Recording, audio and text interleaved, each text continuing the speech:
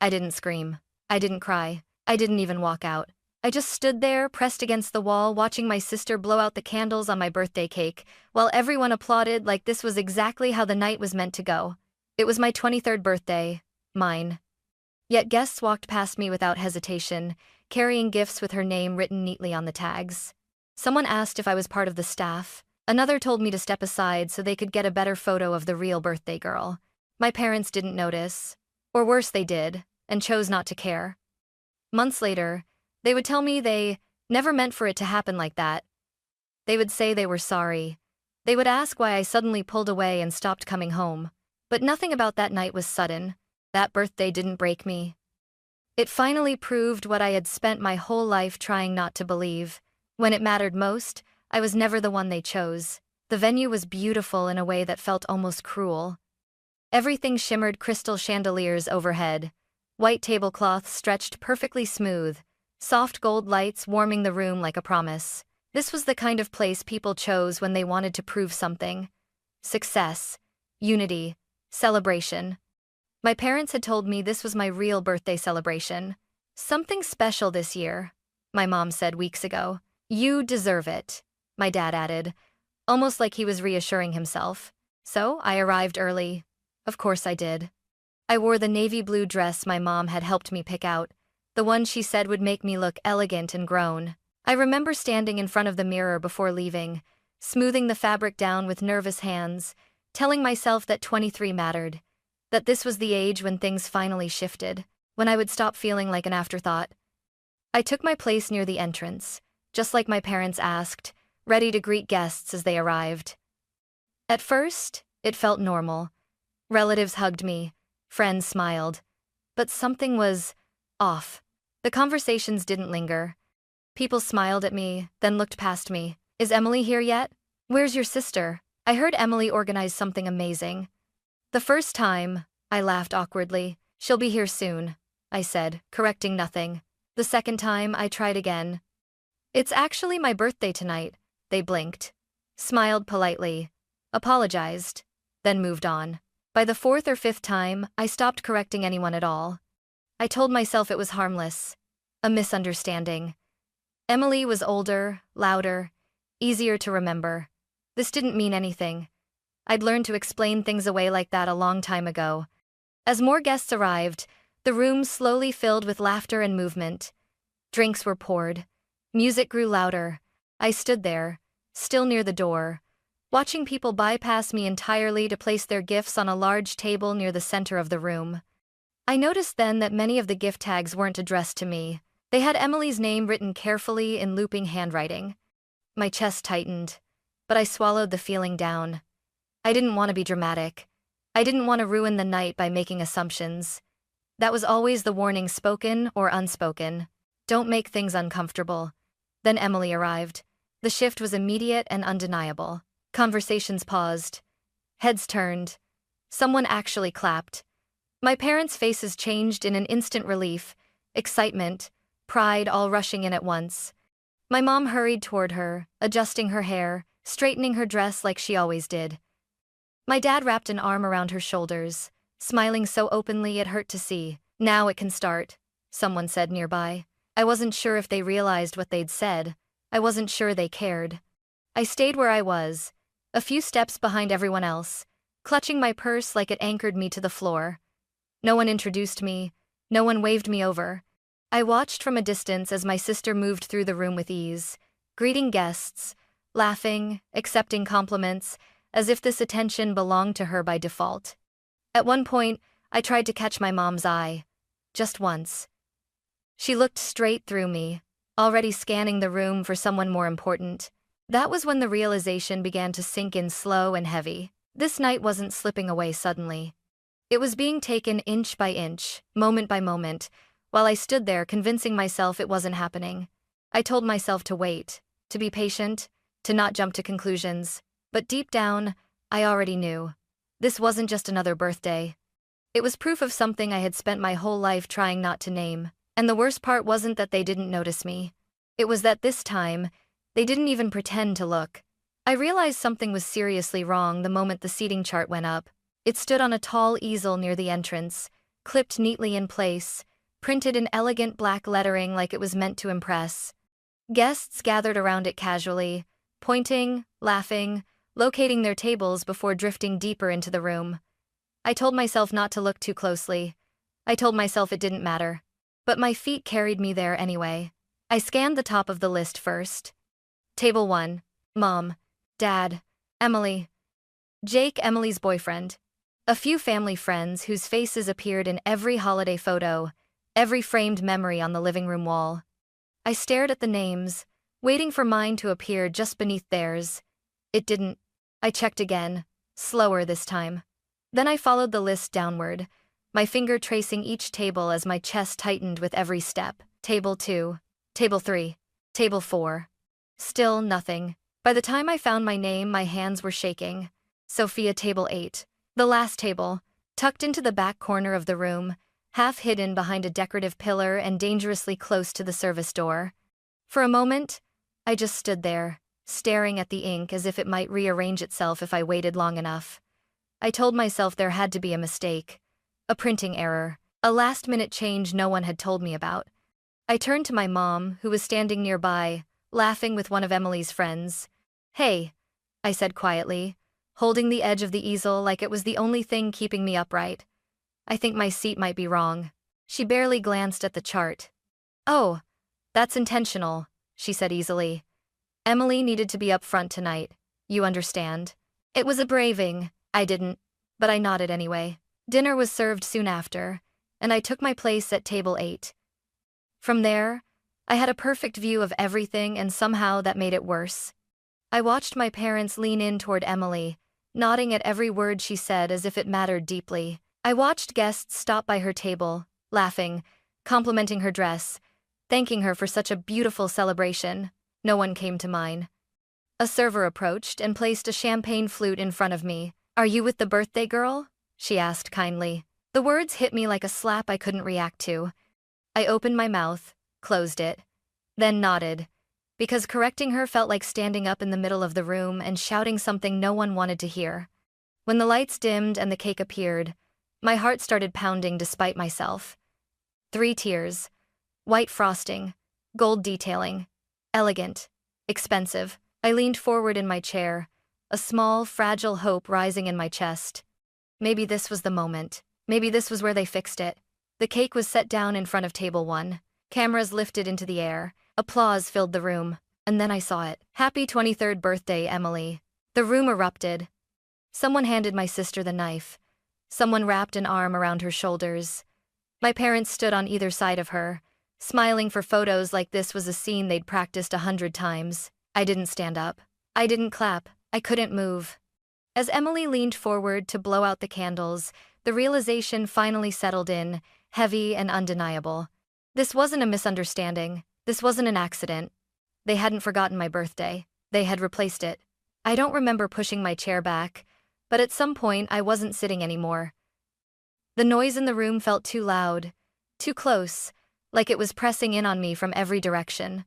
Applause rang in my ears as Emily laughed, candles still smoking in front of her, my parents frozen in their perfect smiling pose. I moved without thinking. I drifted toward the edge of the room, then farther, until my back touched the cool marble wall near the exit. From there, I could see everything. No one noticed me leave my table. No one asked where I was going. It was as if I had simply faded out of the picture. People crowded around Emily, phones raised, calling her name, urging her to smile, to look this way, to cut the cake again just in case. My mom adjusted the candles. My dad joked loudly with relatives. Someone toasted to my sister's future, her success, her strength. Not one person said my name. I tried to catch my mother's eye. I stood straighter, hoping movement alone would pull her attention. She looked right past me, her focus locked on Emily, her expression glowing with pride. "This is her night," I heard her say to someone nearby. Her night. The words echoed in my chest, hollow and final. I pressed my fingers into my palm, grounding myself, reminding myself not to cry. Crying would only make this worse. Crying would make me the problem, the difficult one, the ungrateful daughter who couldn't just be happy for her sister. A woman I didn't recognize approached me, holding a stack of empty plates. "Sorry," she said politely, already stepping closer. "Could you help me take these back?" For a second, I thought she was joking. Then I saw the way she looked at me, not unkindly, just mistaken. I nodded and took the plates, my hands steady even as something inside me cracked. I walked toward the kitchen, passing the laughter, the music, the celebration that was never meant for me. Behind me, the party continued without interruption. Standing in that corner, carrying dishes away from my own birthday, I understood something with painful clarity. I wasn't just being ignored. I was being erased quietly, politely, in full view of everyone. Hannah found me just outside the ballroom, near the hallway that led to the restrooms. I must have been gone longer than I realized, because the moment she saw my face, she stopped smiling. "Sophia, what happened?" she asked quietly. I tried to answer her, but my throat closed around the words. Instead, I handed her my phone. Someone had already posted photos from the party online, Emily in the center, my parents on either side of her, the cake glowing in front of them. The caption read, "Perfect night for a perfect birthday girl." Hannah's jaw tightened as she scrolled. "They put her name on the cake," she said flatly. I nodded. That was all I could manage. "This is not okay," she said. "This isn't just a mistake." I shook my head automatically. "It's fine. I don't want to make a scene." She looked at me, then really looked at me, and her voice softened. "Sophia, you already disappeared. Leaving won't be the scene. Staying will." The words hit harder than anything else that night. We started walking toward the exit. My legs felt heavy, like I was moving through water, every step pulling me farther from something I had spent my whole life chasing. Right before we reached the doors, I heard my name, Sophia. My mom's heels clicked sharply against the floor as she hurried toward us, irritation written clearly across her face. Not worry, not concern, irritation. "Where are you going?" she demanded. "You can't just leave in the middle of your sister's party." I stared at her, the phrase repeating in my head. "Your sister's party." "It was supposed to be my birthday," I said, my voice trembling despite my effort to stay calm. She sighed, rubbing her temple the way she always did when I inconvenienced her. "Don't do this right now. People are watching. You're being dramatic." Something inside me finally broke, but not loudly, not explosively. It was quiet, like a door closing after being held open for too long. "I've been quiet my whole life," I said, "and it never changed anything." Her expression hardened instantly. "If you walk out now," she said coldly, "don't expect us to fix this later. You're 23, you don't have everything figured out. You need this family." I looked at her for a long moment, really looked at her, and felt a strange calm settle over me. "I needed you," I said softly. "Tonight proved I never had you." She opened her mouth to respond, but I had already turned away. I walked out with Hannah into the cool night air. The music from the ballroom faded behind us, replaced by silence and the sound of my own breathing. As we reached the parking lot, I didn't feel relief, I didn't feel victory, but I felt something new. Finality. That night, I didn't just leave a party. I walked away from the version of myself who kept hoping they'd finally choose her. That night didn't end with shouting or slammed doors. It ended quietly, which somehow made it worse. Hannah drove while I stared out the window, watching streetlights blur into streaks of white and gold. She didn't ask questions. She didn't tell me everything would be okay. She just let the silence sit between us, heavy but respectful, like she understood that words would only cheapen what I was feeling. I didn't go back to my parents' house. I stayed in Hannah's spare room, telling myself it was temporary. Just a few nights, until things cooled down. Until someone called and asked where I was. Until someone noticed I was gone. No one did. My mom called 2 days later. Her voice was tight, controlled. "You embarrassed the family," she said. "You owe Emily an apology." She didn't ask if I was okay. She didn't ask where I was sleeping. My dad sent a short text the next week. "We should talk when you're ready to be reasonable." Emily didn't reach out at all. That silence did more damage than the party ever could. It stripped away the last excuse I had been clinging to, the idea that maybe they loved me but just didn't know how to show it. Love doesn't disappear that easily, but interest does. Life got hard fast. I worked longer hours, took extra shifts, Learned how to stretch groceries across an entire week. I learned which bills could be paid late without consequences and which ones absolutely couldn't. At night, I lay awake staring at the ceiling, my chest tight with doubt. Maybe I was selfish. Maybe I had overreacted. Maybe walking away had been a mistake, but every morning, I woke up in a space where no one expected me to apologize for existing. No one compared me to my sister.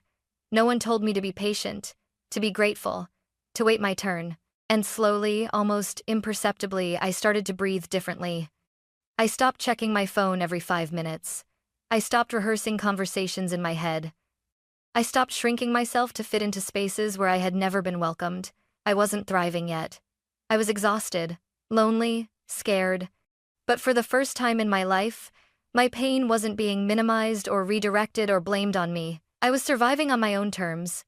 And somewhere between late-night bus rides, cheap dinners, and the quiet safety of Hannah's apartment, I realized something that terrified and empowered me at the same time. If I could survive without being chosen, then maybe being chosen had never been the point at all. Time passed in a way I wasn't prepared for. Not dramatically, not with closure, just quietly day after day until my life began to stretch beyond the space my family used to occupy. I moved out of Hannah's spare room after 8 months and into a small studio apartment across town. The walls were thin, the floor creaked, and the heater worked only when it felt like it, but the lease was in my name. The furniture was mine. The silence belonged to me. I threw myself into work because it was easier than thinking. I stayed late, volunteered for projects no one wanted, learned skills I hadn't planned on learning. For the first time, people depended on me, and not because I was convenient or compliant, but because I was capable. That mattered more than I expected. The first year without my family was the hardest. Holidays passed without calls. My birthday came and went with a single message from my dad. "Hope you're doing well." Nothing else. No follow-up, no effort. I stopped waiting after that. Things began to change during my second year on my own. I was promoted at work, given responsibility, trust. A raise that meant I didn't have to count every dollar at the grocery store anymore. I started therapy not because I was falling apart, but because I wanted to understand why being invisible for so long still hurt so much. That's when I learned the words emotional neglect. And suddenly, my entire childhood made sense. The shift didn't come from my family. It came from visibility. A client recommended me for a local business feature, young women carving out their own paths. I hesitated before agreeing. Part of me still feared being seen, feared that attention would invite them back into my life before I was ready. But another part of me was tired of hiding as if I'd done something wrong. The article went live on a Thursday morning. By Friday afternoon, my phone wouldn't stop vibrating. My dad emailed first. I saw the article. "Proud of you. Let's catch up." My mom followed soon after from an address I hadn't blocked yet. "This makes it sound like we pushed you away. That's not how we remember it." I stared at the screen, my hands shaking, not with fear, but with a slow, rising anger. They hadn't remembered me when I was struggling. They hadn't noticed my absence at holidays, at birthdays, at ordinary Sundays. But now that my name was public, now that people were asking questions, suddenly my story mattered. Emily called that night. "You didn't have to say it like that," she said, her voice tense. "I didn't say anything about you," I replied. "But people know," she snapped. "They're connecting dots. Mom's been crying all day." I closed my eyes, exhaustion washing over me. "I spent my whole life protecting everyone else's comfort," I said quietly. "I'm done doing that." There was a long silence on the line. Finally, Emily spoke again. Softer this time. "We should talk. All of us."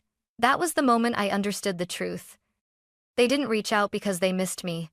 They reached out because my absence had finally become inconvenient. And this time, I wasn't walking back in just to make things easier for them. We met on a Sunday afternoon at a quiet cafe halfway between my apartment and my parents' house. I chose it deliberately public, neutral, somewhere no one could raise their voice without drawing attention. I needed witnesses, even if they were strangers sipping coffee nearby. My parents were already seated when I arrived. My mom sat rigidly, hands wrapped tightly around her cup, as if she needed something to hold her together. My dad stared at the table, tracing invisible lines in the wood. Emily arrived last, her confidence stripped down to something brittle and uncertain. For a few seconds, no one spoke. I don't understand how it got this bad, my mom finally said. Her voice trembled, but there was still an edge to it. We did the best we could. I felt my pulse quicken, heat rising in my chest. Your best, I said slowly, wasn't enough. And pretending it was doesn't change what happened. Helping in the grieve and meter dienen the stas and the frief, and in the grieve and was made from the win. My dad looked up then. You never told us you were hurting like this. I met his eyes, refusing to look away. I told you every time I was dismissed. Every time I was told not to be selfish. Every time my needs were treated like inconveniences instead of warnings. Emily shifted in her seat. I didn't realize you felt so pushed out, she said. I thought you were just independent. Independent. The words stung more than I expected. I was independent because no one showed up for me, I said. That's not strength. That's survival. So, my mom reached across the table, trying to take my hand. I pulled back, not angrily, just firmly. I'm not here to be comforted, I said. And I'm not here to make this easier for you. Silence fell again, thicker this time. I've been in therapy, I continued. I've learned what emotional neglect looks like. I've learned what boundaries are. And I'm done pretending this was all just a misunderstanding. My dad frowned. So, what are you saying? That you're cutting us off? I took a breath, steadying myself. My hands were shaking, but my voice didn't. No. I'm saying this is the last time I show up without protecting myself. I laid it out clearly, no rewriting the past, no guilt-tripping, no dismissing my feelings to preserve appearances. Contact would be respectful, or it wouldn't happen at all. If those boundaries were crossed, I would step away again without warning, without explanation. They didn't like it. I could see that in their faces. My mom looked wounded. My dad looked uncomfortable. Emily looked guilty. But for the first time, their reactions didn't dictate my next move. When the conversation ended, we stood awkwardly, unsure how to say goodbye. No hugs followed, just a quiet understanding that something fundamental had shifted. As I walked out of that cafe alone, my legs felt weak. My heart racing, but there was a strange sense of relief settling in my chest. For the first time in my life, I hadn't asked to be chosen. I had chosen myself. My 24th birthday came quietly. There was no grand venue this time, no seating chart, no audience waiting to decide whether I mattered. I woke up in my small apartment to sunlight slipping through the blinds and the soft hum of the city outside. For the first time in years, my chest didn't feel tight when I opened my eyes. Hannah came over with coffee and a small cake she bought on the way. 2 friends from work joined us later that evening. We ate takeout straight from the containers, laughed too loudly, and stayed up longer than we planned. No one forgot my name. No one asked me to step aside. No one needed reminding that this day belonged to me. My phone buzzed a few times. My parents sent careful messages, short, polite, trying. I read them without anger, without hope, just acknowledgement. Emily sent one too. I know I can't undo what I did. I just want you to know I finally see you. I stared at the words for a long time before replying. Thank you for saying that. Nothing more. Nothing less. And that was enough. I realized then that when people say it's too late, they assume it means bitterness, punishment, or revenge. But for me, it meant something quieter. It meant clarity. It meant freedom. My family didn't lose me the night they ignored my 23rd birthday. They lost me months later when I stopped standing in corners, waiting to be noticed, and started building a life where I didn't have to beg for a place at the table. I didn't walk away angry. I walked away healed enough to know I deserved better. And this time, I didn't need anyone's permission to believe it.